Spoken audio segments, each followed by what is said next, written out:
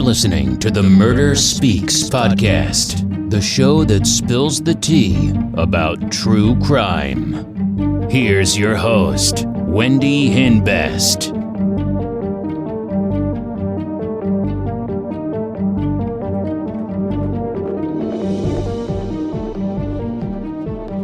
Please welcome my guest, 11-year-old Johanna Colón. Am I saying your last name properly? Colón. Colón? Colón. Colón. Yes. Okay, I just want to make sure I say it correctly. Okay, 11-year-old Johanna Colón from Raleigh, North Carolina. She's a YouTuber who was well known for her performance of Aretha Franklin's Respect in 2015. And she has appeared in The Guest Book, Troop Zero, Euphoria, and Feel the Beat. Johanna, welcome to Murder Speaks. So, thank you so much for joining us. Now, I really want to start off, before I ask you any questions, start off by saying that my daughters, Ashley and Haley, and their friend Jody, absolutely love you. Oh, They were super excited when I told them that you were going to be in my show, and they were super excited. And we just watched Feel the Beat a few days ago, and it was awesome. We really enjoyed it. Well, thank you so much. No, you're very welcome. Yeah, so we're a dance family. All of my kids two of my daughters are in competitive dance, so that's one of the main reason why we were looking forward to watching Feel the Beat. But then, we also enjoyed your performances and everything, so that was good. Yeah, I can't do competition. Pardon? Yeah, I can't do competition. Don't sell yourself short. You never know. You're a good dancer. Thank you. You're welcome. Okay, so I'll just ask you a few questions so we can learn a little bit more about you, okay? So, where was Feel the Beat filmed? What city? It was filmed in Toronto, Canada. Oh, it was in Toronto. I'm actually from Canada. That's where I'm calling from. That's where you're calling. Really? Yeah, I am. I'm from Toronto. Well, I'm not from Toronto, but I'm very close to Toronto. So. Are you on the New York side? No, I'm actually in Hamilton, so I'm closer to Toronto. Yeah, so it's really cool that it was filmed there. Now, I know dancing is nothing new to you, obviously, but how long did it take you to learn the dances in Feel the Beat?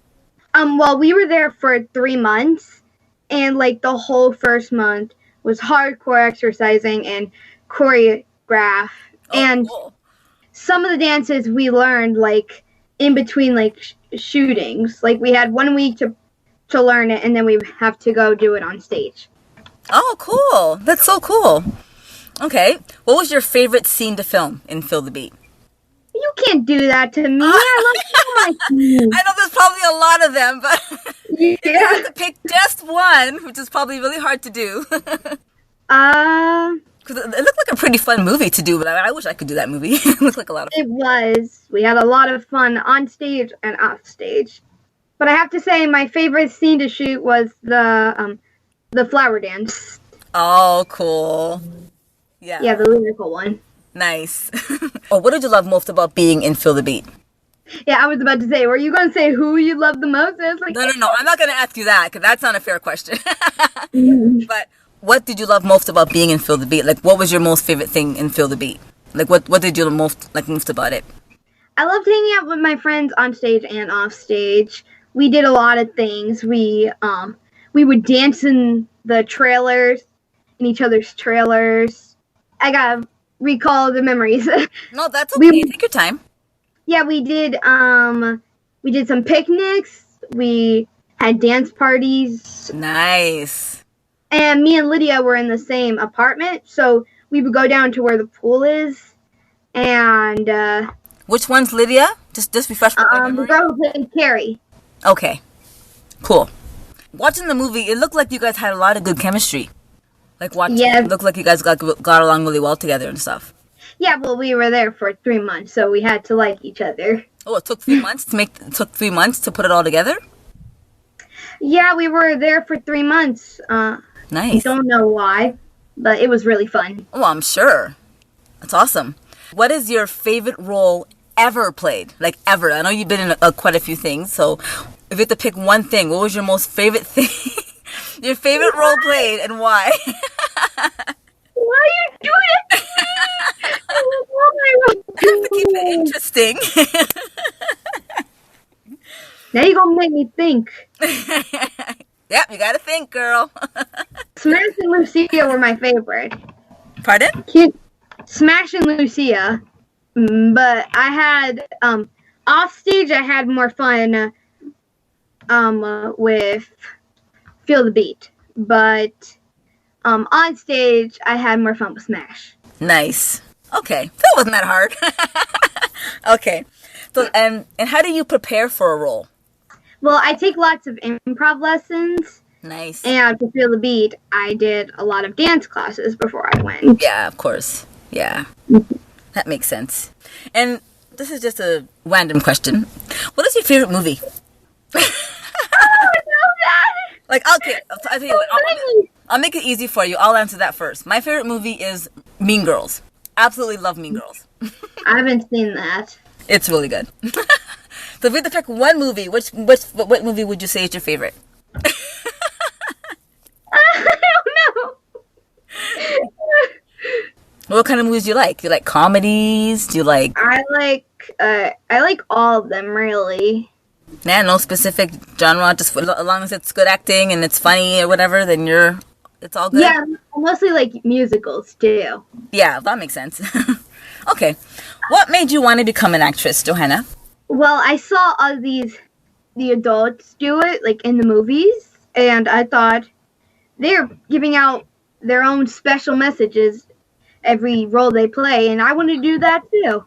How does school work with your schedule? Like, are you still doing school and stuff? Well, I'm homeschooled. Oh, nice. Okay. That makes sense. And so we have to do schoolwork. Yeah, I know. My daughter doesn't like school either. She's actually, she's 13. Well, she's 12. She'll be 13 very soon. Oh, I'm turning 12. Yeah. Yeah. I have a daughter your age. I actually have 5 children. And my oldest is 12. My second oldest is 11. She's actually your age. And she actually likes school. But my 12-year-old doesn't like school at all. She says her favorite part of school is being with her friends.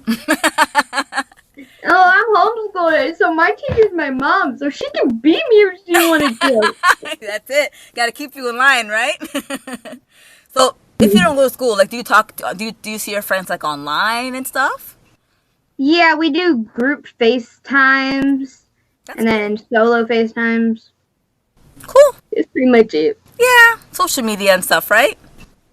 Also, with this COVID-19 going around, I guess that's kind of been the norm lately, right? To talk online because you couldn't see anybody. Yeah, well, some of my my dance friends that I did Heather's with, we normally just do texting and FaceTiming. Oh, nice. Okay. Cool. So, are you working on any current projects right now? Yes, I am. I'm working on a cartoon, but I can't say anything. Okay, no problem. I won't press you for that. What advice would you give someone trying to or aspiring to become an actress? Take improv lessons. Okay. Yeah, and why is that important? Because you don't know, like, when I was filming Troop Zero, Smash was all improv. I have to watch that. I'm gonna watch that movie. You go watch it. It's a good one. I am. I'm definitely gonna watch it now for sure. Like I said, I really enjoyed Feel the Beat, and I watched Euphoria too. I seen you in Euphoria. That was really cool. Thank you. Yeah, you're welcome. Yeah, that's awesome. Okay, so Johanna, where can everybody find you online? Like, I know you're on Twitter because I'm following you. Where can everybody find you online besides Twitter? Well, I'm on TikTok, Instagram, Facebook, and my account is I'm Johanna Colón. Nice, nice. And you want to tell everybody your Twitter name, just in case they don't know what it is? It's all I'm Johanna Colón. Oh, okay. Awesome. Okay, well, Johanna, thank you so much for joining us today on Murder Speaks. Really, really enjoyed chatting with you. Looking forward to watching Troop Zero. I'm definitely going to watch it. Thank you. You're very welcome, and you have a wonderful day. And thanks again for joining us. Thank you for having me. You're welcome. Take care. You too. Bye. Bye. Hey. But let's get back to this week's true crime story. Today's real crime story is about 16-year-old Theresa Burns from Mishawaka, Indiana. January 11th, 1988. It's almost 5:30, and Theresa's brother arrives home. He hears the phone ringing, and it happens to be his 7-year-old brother. He was upset because Theresa didn't pick him up. After he got off the phone with his 7-year-old brother, he noticed Theresa lying on the floor. She was found half naked, and her shirt was pulled over her head. Her panties were ripped, and she was surrounded in blood. Theresa was shot 6 times 4 times in the face. Her brother called 911. The victim was lying at the bottom of the stairs, face up. She had been face down when her brother discovered her, but he rolled her over to check her. A lot of blood. The police survey the area. They notice there's no forced entry, but the doors were unlocked. Theresa's mother tells the police that Theresa left school early that day to go home and change her clothes. She went to the nurse's office and asked permission to leave. She rode the bus home about 10:30. While surveying the crime scene, the detectives find an ejector rod on the floor. Ballistic testing confirms the ejector rod came from a .22 caliber handgun. Theresa's older brother was interviewed by the police, and his alibi was confirmed. The police learned that Theresa was dating a boy at her school, and he was not in school the day of Theresa's murder. He was suspended from school. He tells police he never left his house that day. He tells police that he talked on the phone with Theresa between 10:30 a.m. and 11:30 a.m. that day. He tells police that while he was on the phone with Theresa, he heard the doorbell ring, and then Theresa told him that she had to go because whoever was at the door had to use the phone. Before she hung up, he heard the doorbell ring again, and that was the last time he heard from her. His mother confirmed to police that he was at home and he never left. Theresa's neighbor saw Theresa let a young man in her home between 10:30 and 11 a.m., of average build and height and brown hair. So it appeared Theresa's boyfriend was telling the truth, and he was ruled out as a suspect. The neighbor helped detectives create a composite sketch that was released to the media. One day, a man walked into the station to turn in a .22 caliber gun. The gun was missing the ejector rod, which quickly got their attention. He tells police that he found the gun in the bushes, but the police didn't believe him.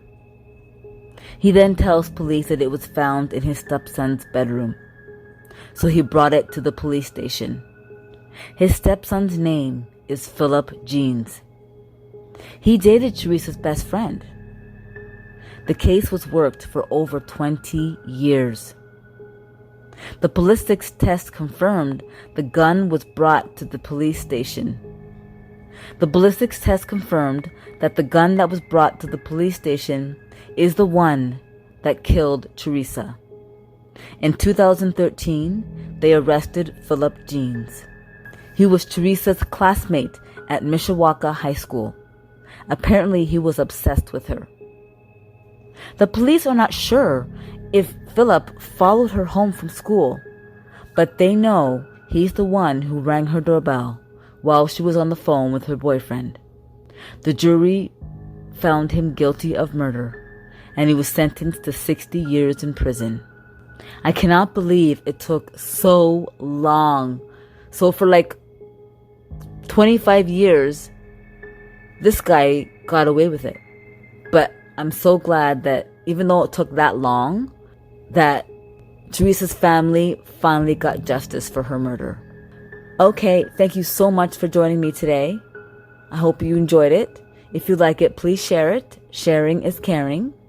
And if you are a true crime addict like me, check out my store, crystalkiss.com. That's Crystal with a K, for some murder merch. I sell t-shirts, hoodies, leggings, and tank tops.